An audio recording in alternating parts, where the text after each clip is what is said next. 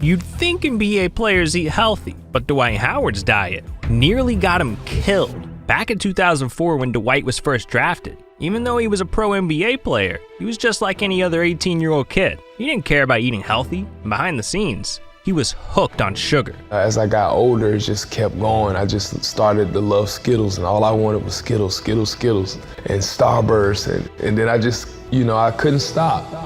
But by 2012, what seemed like a harmless sweet tooth turned into a deadly addiction. Because while playing for the Lakers, Dwight was downing over 840 grams of sugar a day. That's 11 times more than the average American. 11.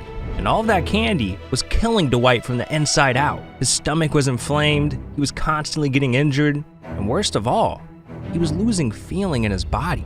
Even sitting down in this chair right now is causing my legs to go numb and, just have this tingly sensation all the way down my legs. So that happens when I'm playing.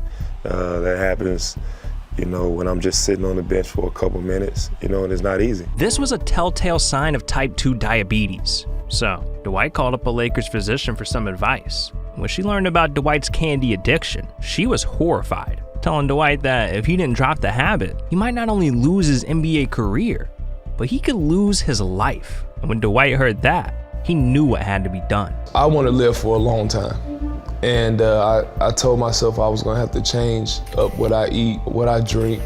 And once I did that, it was just like, okay, this is simple. And I got rid of all the candy.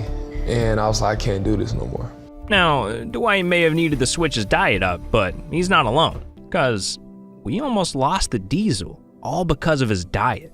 See, in early 2020, Shaq was at rock bottom. He was dealing with the tragic passing of his sister Aisha, his best friend Kobe Bryant, and 28 other close friends. 28.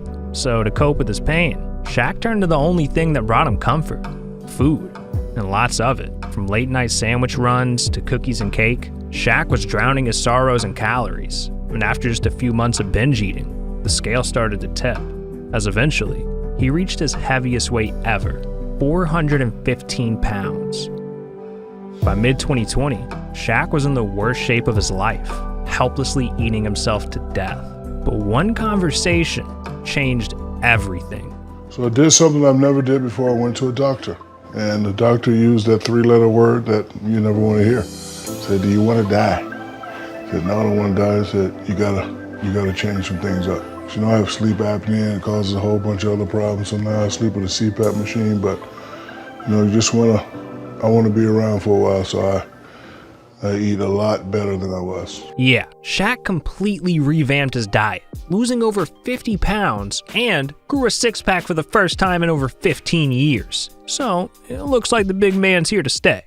But I can't say the same for Zion, because this man is literally eating himself out of the NBA as we speak. I mean, when he was drafted in 2019, he was already one of the heaviest players, weighing 285 pounds. And as soon as he moved to New Orleans, it was a recipe for disaster. This man Zion was double fisting crab legs, and his weight started getting really out of hand, to the point where not only did the Pelicans have to change their entire culinary practice just for Zion, but his own mom had to step in and force him to change his diet, saying all the sauce, bacon, that stuff, he can't have that. Instead, he's sticking to salmon.